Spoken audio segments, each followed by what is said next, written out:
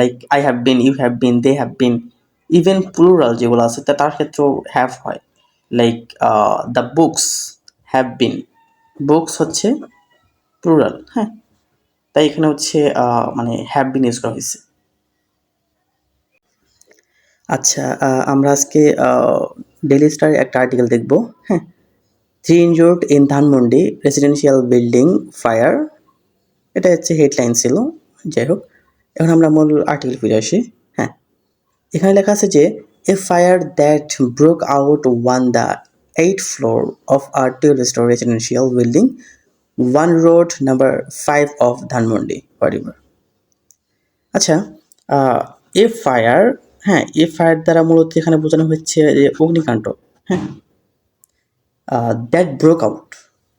আচ্ছা, যাই হোক, ব্রোক আউট এটা মূলত হচ্ছে একটা ফ্রেজাল ওয়ার্ড, এ সম্পর্কে আগে আমরা জানি, হ্যাঁ, দেন ভিতরে যাই। যাই হোক, ব্রোক আউট মূলত ছিল হচ্ছে ব্রেক আউট, এটার অর্থ হচ্ছে ছড়িয়ে পড়া বা হচ্ছে আনএক্সপেক্টেডলি কোনো কিছু, সাডেনলি কোনো কিছু ছড়িয়ে পড়াকে বোঝানো হয়।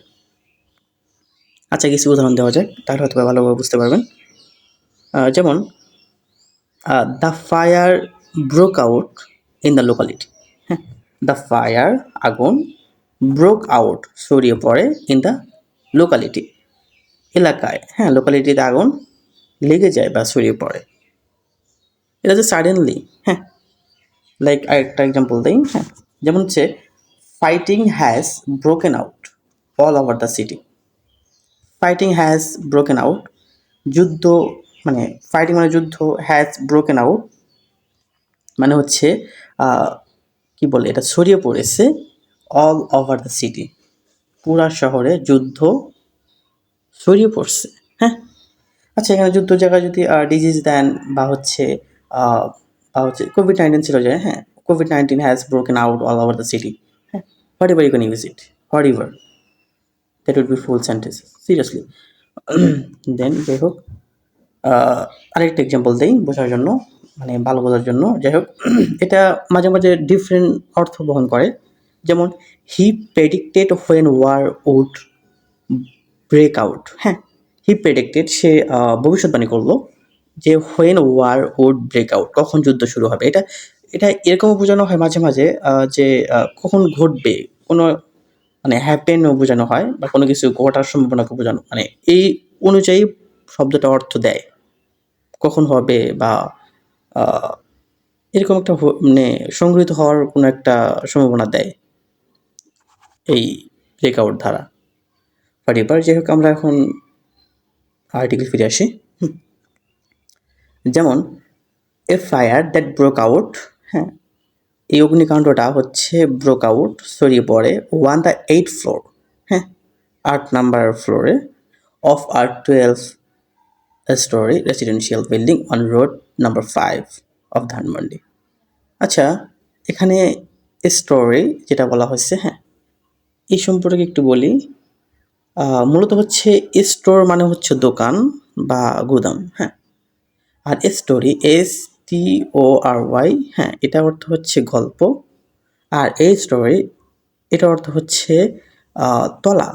আমরা বলি না যে 1 তলা 2 তলা 3 তলা, হ্যাঁ, এটা তলা বোঝানো হয়েছে এখানে।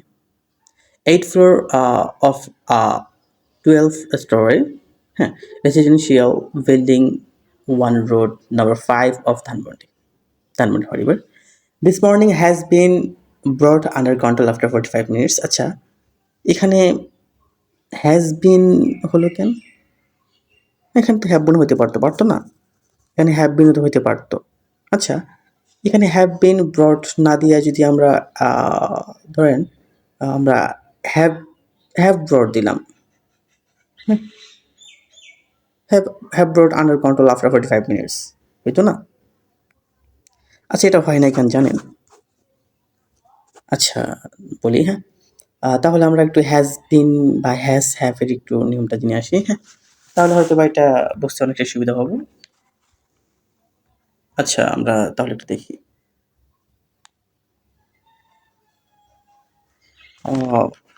আচ্ছা, ওয়েট, হ্যাঁ, যেমন হচ্ছে হ্যাভ আর হ্যাজ এটা কোথায় ইউজ হয় সেটা একটু দেখি। মূলত মূলত হচ্ছে হ্যাজটা ইউজ হয় হচ্ছে যেমন হি, শি এবং ইট। আর হচ্ছে একবচন হলেও এটা হ্যাজ ব্যবহার করা হয়। যেমন he has been, she has been. Even কারো নামের ক্ষেত্রে যেমন সজীব হ্যাজ বিন, হ্যাঁ, নামের ক্ষেত্রে এটা হ্যাজ বিন হয়। আর হ্যাভ হয় কোথায়? এই বাকি যেগুলো আছে না, সবার ক্ষেত্রেই হ্যাভ হয়। Like I have been, you have been, they have bin.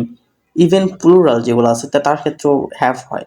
Like the books have been, books হচ্ছে প্লুরাল, হ্যাঁ, তাই এখানে হচ্ছে মানে হ্যাভ বিন ইউজ করা হয়েছে। আচ্ছা, বুঝছেন? এখানে মর্নিং, হ্যাঁ, দিস মর্নিং, এখানে দ্য আর্টিকেল যেটা দিস মর্নিং, এখানে এই সকাল বা হচ্ছে নির্দিষ্ট করে বোঝানো হয়েছে। বা মর্নিং এখানে প্লুরাল, প্লুরাল না, এখানে সিঙ্গুলার না, হ্যাঁ, তাই হচ্ছে এখানে হ্যাজ বিন ইউজ করা হয়েছে। যাই হোক, দেন এখানে হ্যাজ বিন আনার কারণ হচ্ছে যে এখানে কোনো একটা সময়কে নির্দিষ্ট করা হয়েছে, হ্যাঁ, মর্নিং, এই জন্য হচ্ছে এখানে present perfect continuous tense use করা হয়েছে। যেমন this morning has been brought under control after 45 minutes. আর এখানে আরেকটা কথা, আন্ডার কন্ট্রোল 45 মিনিটস, এখানে মিনিট কেন ইউজ করা হলো জানেন? এখানে এস কেন যোগ করা হয়েছে? এখানে এস যোগ করার কারণ হচ্ছে 45 এটা তো এক না, একের অধিক, হ্যাঁ, তাই এখানে এস যোগ করা হয়েছে। যদি 1 মিনিট হইতো তো 45 মিনিট, বাট মিনিটস,